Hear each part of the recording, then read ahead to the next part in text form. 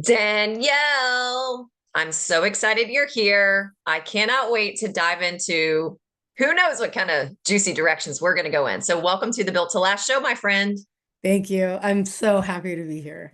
I was always hoping to be on your show. Are you serious? Yes, I'm like, when is she going to ask me? When is she going to ask me? When is she going to ask me? You I really know. thought that? I really thought that. And then I saw that thing and I was like, I'm going to tell her we're doing this. There you go. Yeah, I think I made a post on I think it was in a group or something. Yeah. I believe I was like, yeah, I am looking for some pod swaps because you and I'm going to be on your show. I think we're recording that in a few days. Yep.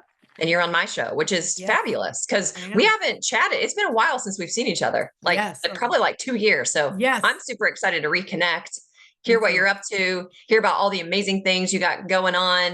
Yeah. I know you've got a book coming out next year. Yeah. Tell us about the book. What's the book about? So the book, I mean, listen, anyone that's in my world knows that I am all about the inner world, right? Mindset and nervous system and subconscious programming and the wiring, because I really do believe that that is 95% of our results come from that space. And so the book is about how to be on the journey of your thousands or your millions embodied, because I think a lot of people teach mindset or money mindset, but I think there is a disconnect between how we maybe think sometimes and how we actually embody that and be and impress that within how we move. And so the whole book is around embodied millions. It's really distilling your own medicine, connecting deeply to what is how you're wired, ways that you can start to rewire and reorganize to embody more of what you desire. So, and including money. I love it. So Yeah. is the book done? So the book was supposed to be done October 1st. I got really, really, really sick for like 2.5 weeks, and I never get sick. And so that pushed things off. So the actual manuscript will be complete by February 1st at the latest. So that way we can get it out by fall of 2025. That's awesome. What's the title? Do you have one? So right now the working title is Embodied Millions, and we have a subtitle of Distill Your Own Medicine to make your right to get into come into abundance and prosperity. Although don't quote me on that because it's changed twice, but I think we're right around there. It might just land on that. Yeah. So Yeah. cool. Now, I imagine that you came up with this body of work because of the experience that you've had in your own life, your own business, relationships, parenting, all the things. So maybe take us down memory lane a little bit. Where did this whole idea inside of you come from? Like, what was the inception point of this in your own life? Because that's usually where it starts. Yeah, so money has always been for me hard to come by. I have a master's degree. I did all the things you should do to be successful. And I was a single mom very early on in my mothering, journey. My baby was only just turned 1, and my daughter they're only 21 months apart, so she wasn't even 3 yet. And so I had Mhm. these 2 babies, and I was in the middle of a divorce, and I had left work because I always pictured myself being like a stay-at-home mom. I never pictured myself putting my kids in daycare. Um, and going to work and coming home, that just wasn't my jam. It's just not how I ever thought it was going to be for me. And so when I found myself in the middle of divorce, I decided I need to figure something out. And it's when I found coaching. That was in 2011, and really stumbled on coaching. I had no idea what coaching was or the coaching world, but I literally found coaching and I thought, oh, I think this is what I'm supposed to be doing. And I had been in the healing arts world, right? Yoga and energy work, and I had an energy medicine practice. And I was very entrepreneurial anyway. I don't like being told what to do, right? I am the worst employee ever because I have my own ideas and own ways and own vision. And yeah, I don't want anyone bossing me around. So I went to coaching school, and fast forward, I was trying to make that work with 2 kids under 2, right? And it's really hard. It's hard to run a business. It's hard to run a business as a single mom with high demand, babies that you have to take care of. And I really came to this sort of coming to Jesus moment where I made a decision and I was like, I'm going to make $1 million because I'm going to break through, and not pass down this generational wounding, which for me was reflecting itself through lack of money, but really was on a deeper level a feeling of shame and unworthiness, which Where had does, been, okay. yeah, So this is really common. Like everything you're bringing up is super common in a yeah, lot of women, and I'm sure men too. It's yeah. not like we're so different, but so the shame piece, the guilt piece, the lack piece, all of that, from your experience, like where did that come from? Okay. So from what I know, not even like what I even gather, right? But from what I know, um, generationally, so my great grandmother, and I found this out by piecing together like Like your family stories. tree. Yes, exactly. Like I'm just You're piecing on it like together. ancestry.com. Yes, exactly. It's so crazy. And because I'm like, what is up here? So Yeah. when I was 13, I endured a trauma. It would definitely be considered a big T trauma, right?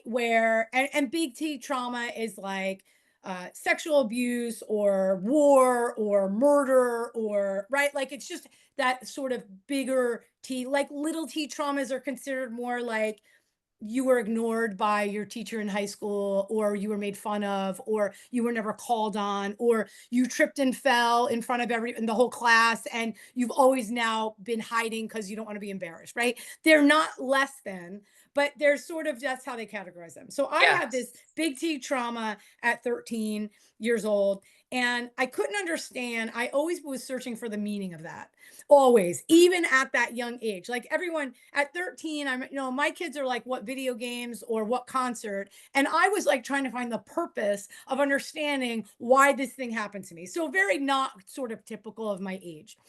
Um, what I've come to discover in that sort of coming to Jesus moment that I had was that I didn't know this at the time, right? Like I sort of was on this hunt. My great grandmother at 13 lived in Italy. She was attacked and abused by someone, and they put her on a boat and got her out of Italy for her to come to America by herself. And the only reason why I put this story together is, do you know when you're younger and there's certain things that you remember and you don't even know why you remember them? Well, my great grandmother had one earring, and in the other ear, her ear was split, like an earring had been yanked out of her ear and it split her earlobe. And that note, like I had zoomed in on that as like a young kid, and she only spoke Italian, so we could only speak to her in things that we understood because nobody taught us Italian. Anyway, fast forward, I started asking questions and I was like, how come great grandma always had that split in her ear? And I got this story of how when she was 13, she was attacked. I don't know what the attack was like. I could only imagine, right? She was attacked and that they put her out. They put her on a boat to get her to the US to get her out of Italy. And Wow. at 13, she was put with some family. At 15, she was married off to a Don. I don't know if you all know what a Don is. I don't, Essentially, so tell us. the head of a mafia, right? Okay. Is Okay, like a now we know. Don. So she was 15, he was 35. Wow. And then she went on to have tons of children because that's right. Yeah. Like, which were are was one was my grandmother, and it was Yeah. like all my aunts and uncles. And so I believe that unworthiness and shame came from, as that's as far back as I know, 2 generations or 3 generations Yeah. back. As far as I could understand is abuse, that kind of trauma brought shame on the family, Mm. and there was an unworthiness factor, right? Like there's this whole like hiding and trying to, right, figure it out. And so it's like, let's just ship off our 13-year-old. and get her out of here. And again, I don't know the specifics of it, Yeah. but I can see how in the family line, there was always this unworthiness of and not taking up space. It was always be Mhm. really safe, be really small, do the right thing, be a good girl, don't talk back, kiss even the creepy uncle because we're not here to make other people uncomfortable. You're meant to endure and be Yeah. uncomfortable yourself. So that was how I grew up. That is what and again, I sort of jumped to my great grandmother because the fact that my trauma happened at 13 Yeah. and her trauma happened at 13, I don't think is an accident. There's actually a really good No. book and the author is escaping me, but it's called It Didn't Start With You. Mm, So interesting. good. It's so I'm so glad interesting. you shared this. So I'm gonna also share as well because you'll love this because it's so similar. My mother is an immigrant, right? Ah, So my mother is from Germany. She was born in 1948. They came to America on a boat with, that's probably how your great great grandmother came.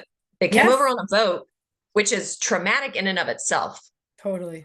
right? It's about a 7 to 10 day trip, at least back then. It could have been longer when yours came over. Mine came over in the Yeah. 50s. Not a short trip. You literally leave everything you know behind. You leave every Hmm. family member behind. You leave all of your belongings behind because you are given a very limited space. And my family, one of my aunts still has like the chest, which is not big, a wooden Hmm. chest, and that's all they could fit. My mom, I've heard my mom tell stories of like these beautiful crystal like plates and vases and stuff that my grandma had, like a collection. She had to leave it all behind. Hmm. And they had my mom at the time, they had just had a baby. And then my grandmother, who is the one that's from Germany, she had a son that is not my grandfather's child because she had a son with a soul, like we think, because a lot of this stuff you don't know. We Mm-mm. think she had a son with a Belgian soldier who was then Mhm. killed in combat. My Mhm. grandfather, we think, was from the Ukraine. Back then, you woke up in Poland, you went to sleep in Ukraine because the borders changed all the time. But we're Okay. pretty sure Ukraine. He somehow escaped illegally into Germany, met my grandmother. Anyway, they come to America. You're sponsored by someone. They don't speak a lick of English, by the way. Uh-huh. They speak no English. They had no money. They knew nothing about the culture, yada. You're usually sponsored by someone. They were sponsored Mhm. by this guy named Scott Johnson, who brings them down to North Carolina to find work. They lived in farmhouses, in Mhm. barns, in the back of an old gas station. I think two of their houses burned down. And the stories that I remember hearing, also from my mom, is they were the only Germans in town. They looked Mhm. different. They sounded different. They didn't speak the language. People didn't like them. You stand out like a sore thumb. Mhm. And everything you just described about how your family kind of raised you, be quiet, don't stand out, because you come to this country and you want to fit in. Mhm. There's a difference in belonging and trying to fit in. Totally. You don't feel like you belong, so you try to fit in and you try to like Mhm. mold yourself into this thing. And then when you come from a lot of these other countries, like you got to think, like my grandparents went through World War II. They were Mhm. like, I mean, my grandmother told stories of like on foot getting in like a soldier's truck and bombs are falling all around or hiding underneath wagons. So you come Mhm. here, they were terrified when they got here because they think they're just going to be shipped back or killed or whatever. Mhm. And then my parents have kids, and then they're raising you to be quiet, be the good girl, get good Mhm. grades, be Mhm. smart, blah blah blah blah blah. Do not Mhm. rock the boat. We both played sports and we were both really good. Like, don't celebrate visibly. Mhm. Let your racket do the talk. That whole thing. And Mhm. Danielle, when you carry that, this is where I want you Mhm. to go next. You carry that into adulthood. And now we're Mhm. in our 30s, we're in our 40s. I know you recently had a big half century birthday. Yes. And you carry that, and it shows up in ways in marriages, in Mhm. parenting, as Mhm. business owners, Mhm. in relationship with your clients, being Mhm. visible. Like it shows up in ways that block you, stop you from going to the next level. So I just wanted to share that because I resonate with so much of your story in terms of Yeah. how I was raised as well. Yeah. And it shows up around money. Totally. All of it. Yeah. Yeah. So what does it look like? So look, everybody goes through like their own set of trauma. And I think Yeah. both of our stories, a lot of people probably resonate with, because I think majority of us are the lineage of immigrants who came Yeah. here at some hmm point hmm and carry a lot of that shame with them over here. hmm Can you share, whether it's your own stories or things you see with clients, how does this then show up in adulthood, trying to run and grow a business and become financially free? Yeah. Well, here's the deal. I think that what I've discovered over the years is that um, money is the result of, right? I think we all sort of can agree money is the result of. It's not really, right? It's not the cause, it's the effect, right? And most women come to me because they want to make more money and they want to make it in this way, meaning embodiment work and mindset work and doing the inner work, right? What I call the shame and the unworthiness and the not deserving, the not enough and the wanting to fit in and the not feeling like the belong and the not feeling safe. I just call it as like a umbrella emotional debt. I believe we carry this emotional debt. And I believe some of it we know where it comes from or we know what it is. And some of it is very deep and dark and in the nooks and crannies that we operate from that, not even realizing we're operating from that. And if you want to know how you're operating, just look at your results, right? Like, Yeah. really, it's so clear. Yeah. It's like a looking glass into your insides. What I have come to realize for myself, first and foremost, because I'm always my own guinea pig, but then what the theme of my clients that come in is that they come for money, right? They're like, help me, show me, right? They want to make more money in their businesses. But really, you cannot attract what you don't embody. Mm, And they want to be seen and they want to learn how to be fully expressed. And I believe that the way to stand out in a very noisy, busy online marketplace, which is most of my clients, is in an online, right? In the online world, that it's sort of a double-edged sword. It's like, look at me, look at what I have, look at what I have to share, look at what I have to teach, and look what I want to show you and what I'm creating. And yes, yes. And then very much at the same time, this inner conflict of it's not safe to be seen. And mm, so I need to hide and I don't want to be a narcissist. So I don't want to be too out there, right? Because there's all this sort of buzzy stuff that goes on. And so it's this constant inner sort of push pull of see me, no, no, no, not too bright. Um, Let me share with you and show you, but oh, I have to be hidden, or I'm afraid to get it wrong, or I'm afraid I'm not going to express it right and people are going to be mad at me. We were doing some work around, I call it the shadow keeper. It's like, the shadowy part of ourselves, the part that is like we don't want people to know about that part of us because they might not like us, approve of us, accept us, right? We might be rejected. And so what was really interesting is I was asking everyone in the group, so what are you most afraid of? If people were to know this about you, what are you most afraid of? And 9 out of 10 of them said that they wouldn't be liked. Some version of I won't be liked, I'll be rejected, I'll be abandoned, people won't people won't like me. And so it's interesting because these are brilliant women. I mean, they are brilliant. They are educated. They are masters at what they do. They are experts. They make money already. It's not yeah. like that they don't even make money. And yet, these powerful, bold, courageous women are really afraid to show up completely as who they are, and they're afraid to not be liked. It's so Mm. wild to me that that is really ends up being the work that we do in all these different, ways as the pathway to bring in money. And then to look at all the ways we're actually repelling maybe opportunities or people or clients or money because we're in such protection of ourselves from this emotional debt. Did you experience that as well? The fear of what if they don't like me? Was that yours too? Or Oh my part of God, yours? I think on some level it still is, right? Like, Oh, I it's don't mine too. It's yeah, mine too. Yeah, Yeah. I don't think it even has gone away. I just think that I've learned to, when that voice comes in, I've learned to go, ah, I know you're trying to gatekeep right now because you're trying to protect me. Yeah. And my higher truth got this. My soul self's got this, you know? Yeah. So I think that I think it's really a journey of becoming, and um becoming more and more vulnerable in a very discerning way, though, because I Yeah. think that I can come across as sort of, I think I'm very open on one hand. I'm very open. I'm an open book. I'm like, I'll tell you everything you want to know. But if only feeling connected, if I'm like, say, social media as an example, that's been a big theme for me lately because I have this very weird relationship with social media because I don't know that I love it. You know, like I can't like it. I feel like as soon as I go on, a veil comes down I for get that. me. I can resonate with that.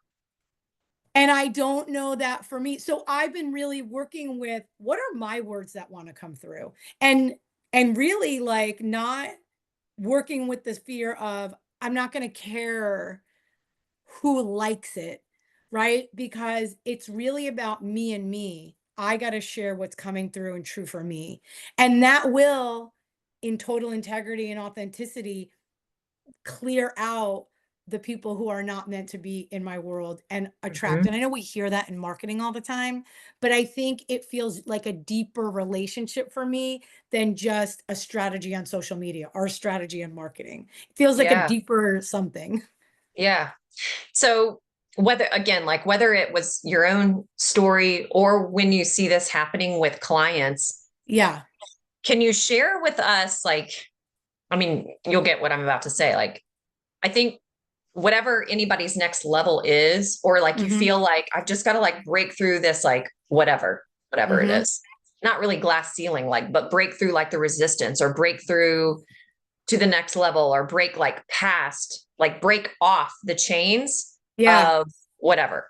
And I think Yeah. for a lot of people in business, it so much of it goes back to money, Yeah. right? Whether you're, and again, like you said, it's not like anybody listening to this isn't making money, but it's like the Right. next level where it just like, Yes. it unleashes. What was the turning point for you? Uh-huh. And if you want to share this, do you see a common pattern with people you work with where it's like it breaks off of them and then they're able to get to that next level financially? Can you walk us through that? Yeah, so to go back to sort of my decision of like, I'm going to make 1 million and I'm going to move into this space of breaking these, you know, these these generational wounds, right? I'm going to heal that because I am not going to pass this down to my kids, like I refused. There was this really low point in my business and in my life. I had been doing money mindset work for a really long time. I've been doing manifesting work. I've been doing lots of healing work, right? I mean, you call it healing, like any healing arts that is out there, I have done it, right? I was trying to figure out, how do I bring in more money? How do I make my business work? How do I figure this out? And um, I was homeless with 2 kids and I was sleeping on my massage table, sleeping on my massage table in my energy medicine practice. And I had studied a lot, if you've done any kind of money work and mindset work, you've probably know like Neville Goddard and Napoleon Hill and right, all those guys. And I had heard one quote over and over again. It's Napoleon Hill's quote, and it's opportunity comes from temporary misfortune or defeat. And that quote just like downloaded inside of me. And I thought, wait a second.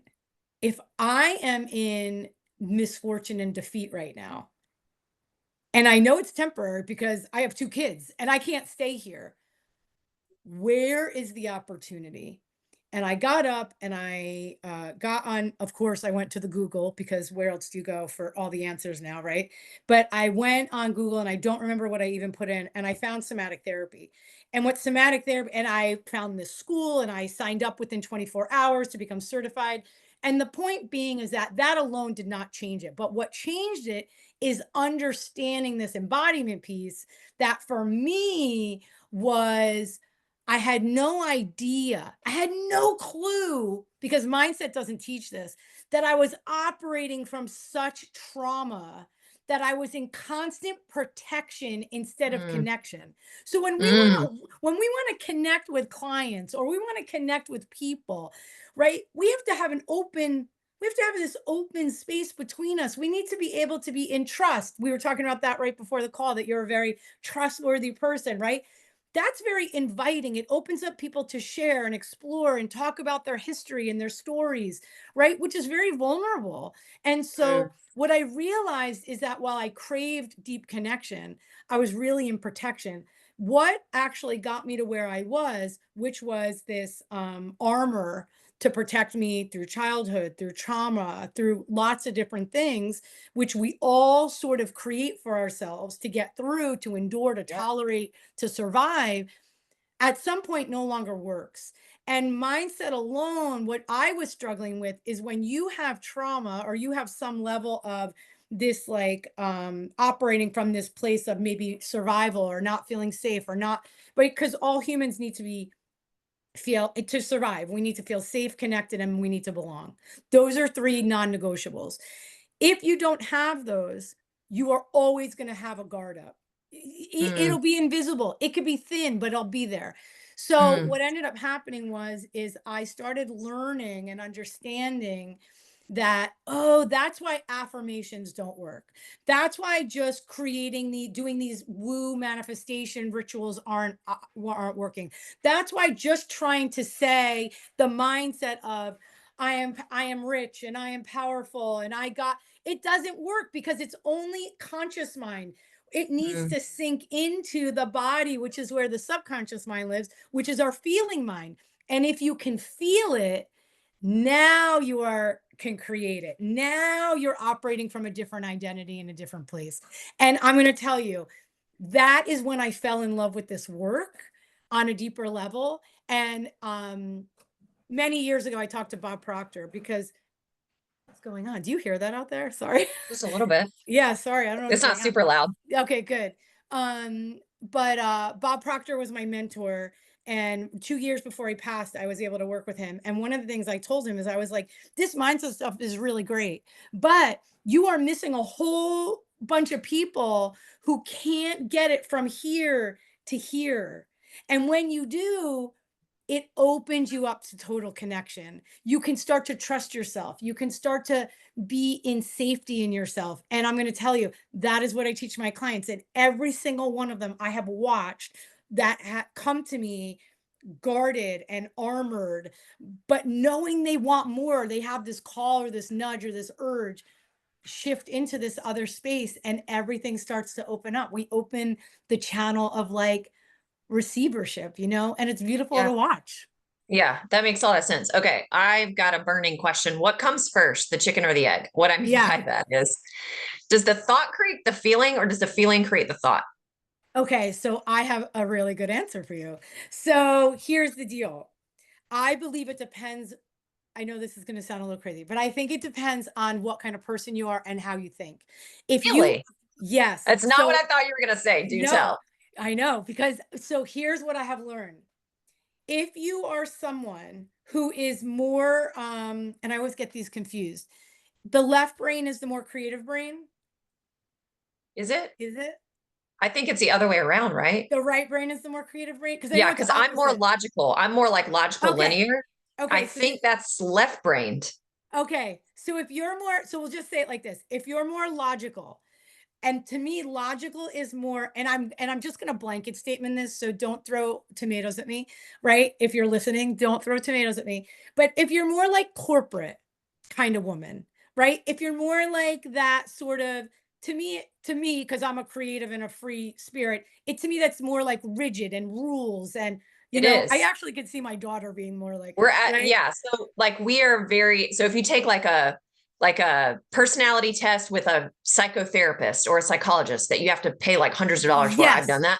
that. Okay, Yes. we tend to be very compliant and agreeable, Yes. rule followers, Yes. You do not want to get in trouble, which Yes. is why you follow the rules. You think in Yes. systems and processes. Your brain is like a spreadsheet. Yes. That's just your level of we are very creative. Our creativity is Yes. just very different than the other. Yes. And you like order, you like Yes. structure, you like Yes. all those things. Yes. Yes. So for those type of people, I believe it's thinking and then feeling. Really?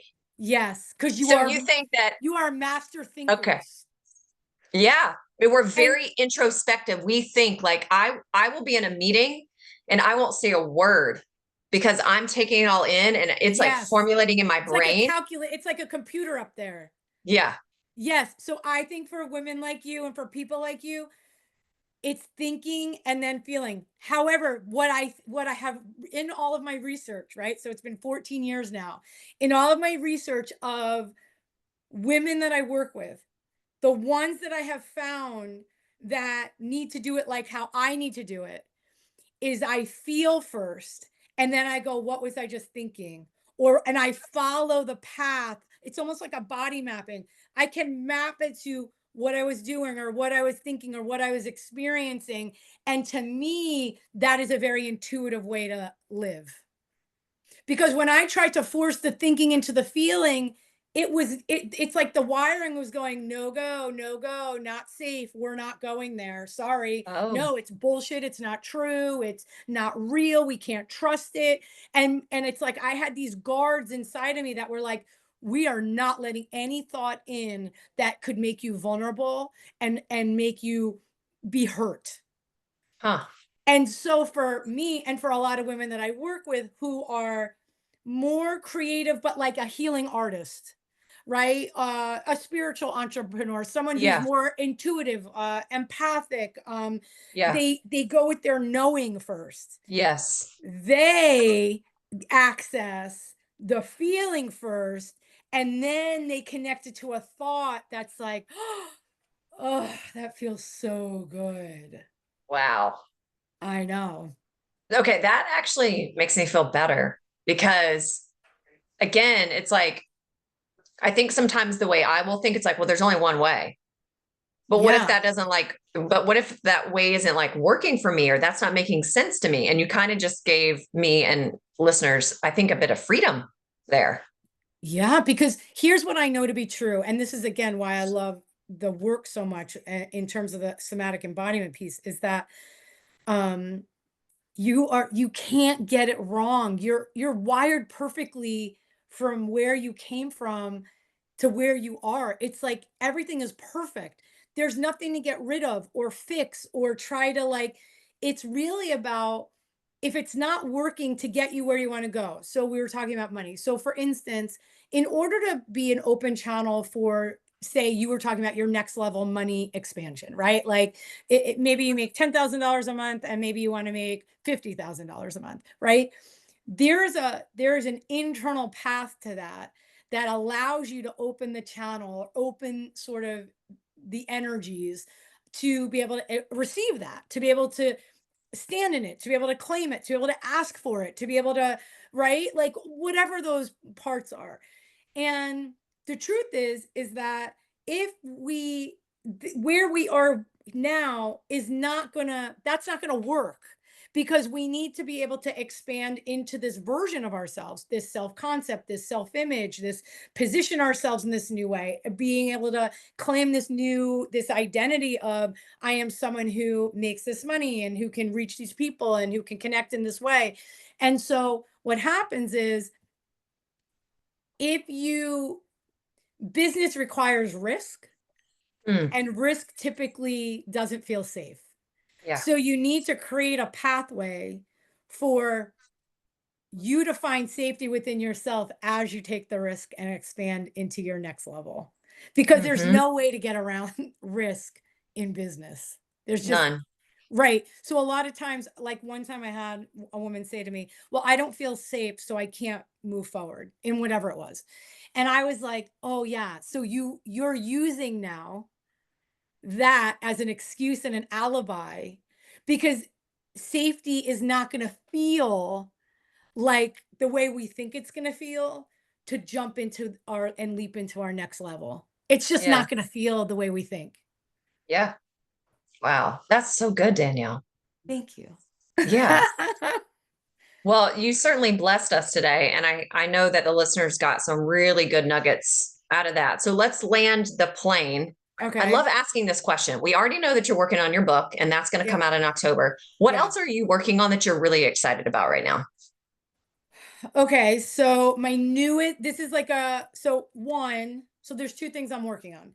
One is, um, we have been doing a lot of back end reconstruction, and we have landed on this new platform that we're moving to, and we're actually going to create a community off of social media. Nice. And it's going to be we're going to do a free version, and then we're going to do a low, investment paid version, where women can come together and connect and be in community and feel safe while they expand into growing in this way.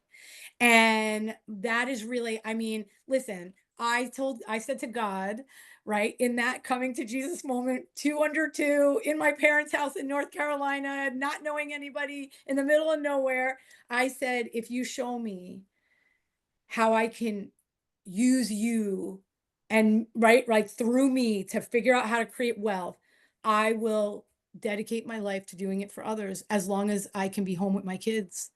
And so Yeah. I've dedicated my life to that. That's awesome. Yeah. So good. So Thank good. All right, Danielle, where can people find you? So I have a website, DanielleMarggraf.com, two G's, one F in my last name. And then I'm on Instagram, same name. I'm on Facebook, same name. I'm on LinkedIn, same name. So yeah, all the places. All the places. All that's in the show notes as well. Cool. Danielle, so good. So So good. good. Thank This you. was really fun. I'm Yeah, glad it we had was. you on. Me too. Thank you. I know. I always hate when I have to like stop people I know, it's because I'm all like, we good. could literally keep going and telling stories and really connecting with people who are listening. But yeah, everything you shared is so relatable. I think everybody resonates with it to some degree. So if you're listening and you love what you heard today, go check out Danielle. She's amazing. I've known her, I don't know, I think since 2020 or 2021 or something like that. Yeah. So Yep. you're amazing. Thank you so much for being here. Thank you. Thanks for having me. All right. Until next time, remember to design a business and life that's built to last.